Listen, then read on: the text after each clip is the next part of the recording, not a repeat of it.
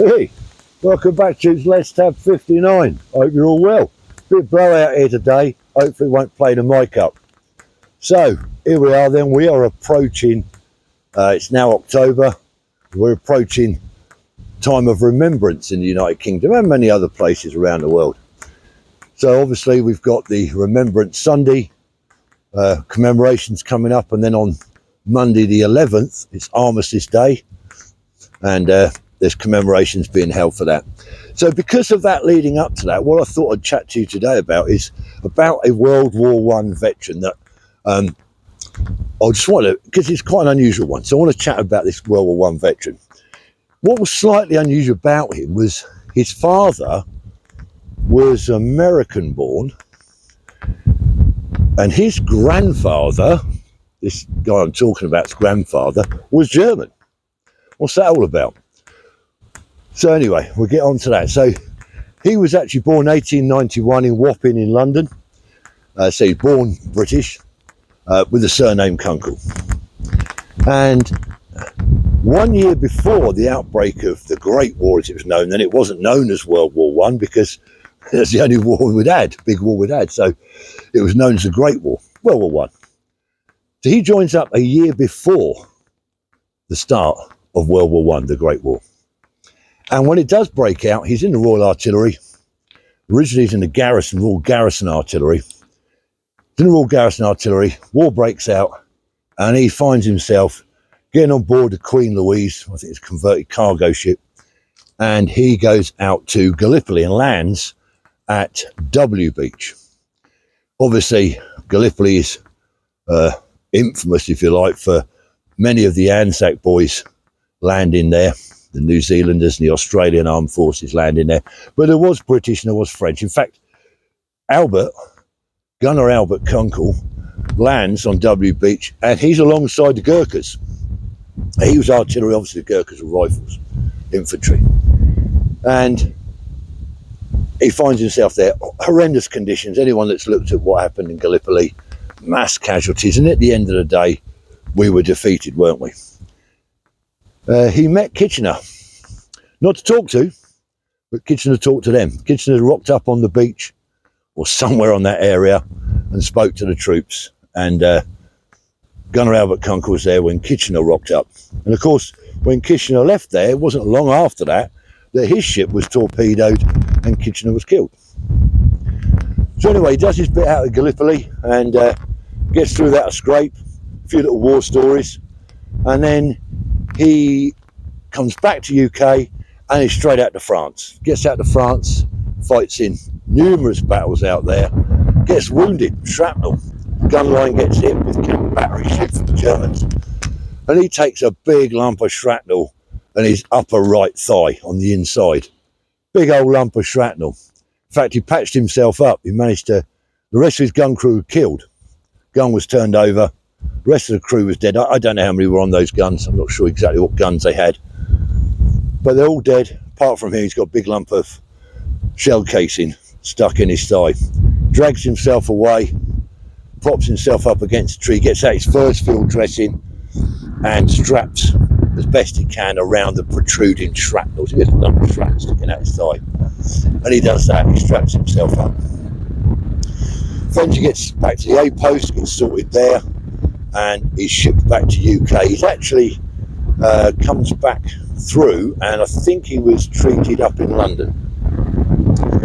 So he gets patched up there, obviously nothing, no permanent damage, just a nasty scar, and copped a blighty, as they used to call it, copped a blighty. So anyway, gets patched up, and once he's fully recovered, back out to France. The war's still cracking on, so he goes back out there. And unfortunately, he gets wounded again. But this time it's during a mustard gas attack. And he's affected by the mustard gas agent, which blinds him. Not permanently, which is very lucky, but he gets blinded. And horrendous, you can imagine, you know, being blinded. Only a young soldier, as many of them were, completely blinded. So eyes all bandaged up. Again, he gets evacuated from the battlefield, back from France, evacuated back to the UK, where he undergoes a lot of treatment for that. for those wounds, and slowly regains his eyesight.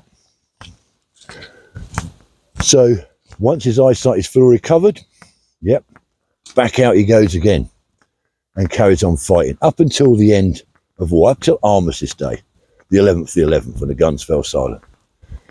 So he gets through the First World War, remains in the army as a professional soldier, doesn't get any promotion, and this is one thing I couldn't get my head round. I think in total he done something like 17 years. Never got promoted.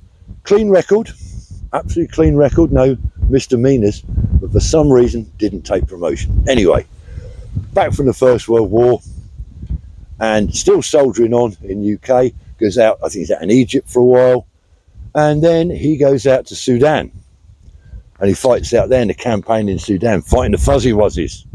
The Fuzzy Wuzzies, old Jonesy, don't lock it up. He goes out and does a bit of that detail. Comes back from that, meets the love of his life, Alice, and they get married in London in New Cross. His wife, Alice, she's from across the other side, Greenwich, so it's a bit of like, she was a Charlton supporter, he was a Millwall supporter. You can imagine a bit of rivalry there with the families. But anyway, gets married to her and settles down in London, and then eventually moves out of London. No, he's still in London. At this stage, he's still in London. He's married, he's still in London. And World War II breaks out. He's got 2 daughters now. He's married with 2 daughters, 2 children, 2 young daughters. And World War II breaks out. He's straight down the enlistment office. He's down there like that. Have some of that detail. I've already done it once. Get me back out there. They went, naff off, Grandad. You're too old. None of that. Does a bit in the Home Guard. Gets too old for that. And becomes, through the rest of the Second World War, in London, through the Blitz, as an air raid warden, ARP. Interestingly, at the start of World War II, he sat home having a cup of tea, and there's a bang at his door. Alice, his wife, opens the door. Stood there is 2 police officers, a soldier, a captain in uniform, a young captain, and another guy in plain clothes. We want to talk to Mr. Kunkel. So she lets them in. They go through to the back room. Albert sat there having a cup of tea and a rollie, like to roll his fags. And they start to question him about his surname. Because it's the Second World War now, and they were interning, checking out anyone with German connections or German names. And of course the questioning goes on, and Albert says, hang on, I'll stop you right there, son. Just wait here a minute. Puts his cup of tea down, puts his rollie in the ashtray, and he goes upstairs, he gets his little biscuit tin out, and of course in that biscuit tin he's got his keepsakes from his army days. He's got his pay book, his discharge papers, and of course he's got his medals. He gets it all out and lays it on the table for him downstairs and says, there you go. I might have a German surname, I might have been German descent, but I fought in the First War. You're going to worry about me? And of course they went away happy, and Albert cracked on. But I know it upset him. So, like I say, he carries on in the Second World War as an air raid warden all through the Blitz. Saw some horrendous sights. You can imagine what that was like. How do I know all this? Easy, you probably guessed it. It's me Grandad. There's his medals. Pip, Squeak and Wilfred. Those are nicknames for the 3 medals I've got in my hand there from the First World War. There was other medals, but those 3 were referred to as Pip, Squeak and Wilfred. And I knew him quite well. We lived next door to him, actually. He moved out of London and we bought these houses, 2 houses next door to each other. And we lived there. And he died when I was 14 years old, 1973. So I knew him very well. And he was a massive influence. I mean, all my family were in the army, pretty much. My other granddad wasn't. He was a farmer on my dad's side. But all the others, my uncles, my aunties, all had service at some stage in the forces through First, Second World War and the wars afterwards. But Albert Kunkel, my mum's dad, my granddad, massive influence on me to join the army. And I think that's why when I initially joined, I went into the Royal Artillery, because of his stories and him telling me about the artillery. And of course my father was ex-Royal Artillery as well. So that's why I initially went into the artillery before I went over to the infantry. Albert Kunkel, cracking bloke. I've got all his medals you've seen. I've got his pay book. I've got all his documentation. pretty much. I think he's missing a Sudan medal. I've got to research that further. So I wanted to tell you that little story about him. What a character.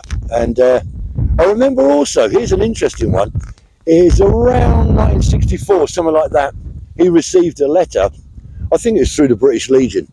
The BBC wanted to interview many World War I veterans on film for posterity. And in fact, if you go on the BBC today, on the iPlayer, into the archive section, I think it's Voices of the First World War or something. It's called Forgotten Voices World War I, something like that. Black and white footage of veterans and some civilians being interviewed. They interview, I think, 1 or 2 German veterans on there. Very fascinating. And he went up to take part in that. And I remember him going up there. He was very proud to go up to the BBC studios and have this interview. But we never saw them. We never saw the footage, never come to anything, never remember anyone talking about it. And then years later, I'd come out of the army, so after 2015, and I knew about these interviews, I'd seen them, and I remember my granddad going up there. So I started to do a bit of research. Actually, I got my daughter involved. She started to do some research. And a couple of years ago, she come back and said, yeah, I've had a letter back, an email back from the Imperial War Museum saying, yes, they've got something on him. But you've got to go through the BBC because of copyrights, blah, blah, blah, blah. So after a few emails backwards and forwards with everyone, they come back and said, the Imperial War Museum, they said, yes, we're going to release it to you. However, you can have it for free. They were going to charge me, but they dropped it. They said, however, there's a problem. The film has gone. The film has been lost, deteriorated, whatever. But we've still got the soundbite. So we've still got the interview, but it's just your granddad talking, being interviewed.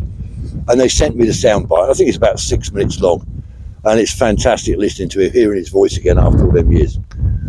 But if you go onto the BBC archives, you can see these interviews, and they're very, very good, because these men then, I suppose, were maybe in their 60s, around that time.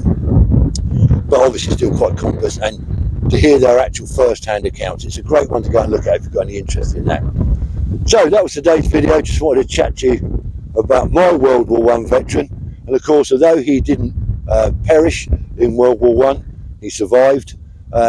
As it comes up to remembrance, I always think of him, Albert Kunkel, Gunner Albert Kunkel. And the medals I've just shown you, pretty much every year since Stephanie's been old enough to take part in Remembrance Sundays, she always wears those medals, obviously on the right-hand side of her jacket on Remembrance Sunday for my granddad, her great-great-granddad. And hopefully she'll keep that going for many years later. So there we go. Let us know in the comments if you've got any little stories about, did you know, your relative that was in World War I, or you just heard stories from your parents, maybe, I don't know. Let us know if you can. If you're new to my channel and you haven't subscribed, all the shotguns going on, I'm going to take cover in a minute. Contact right out. Let's tab 59's in contact. If you're new to my channel and you haven't subscribed, please consider it. I'm not saying do it, Nobby. I'm saying consider it. Nobby's already subscribed. Thank you, Nobby. Anyway, take care, troops. Until next time, stay safe. Remember, let's tab.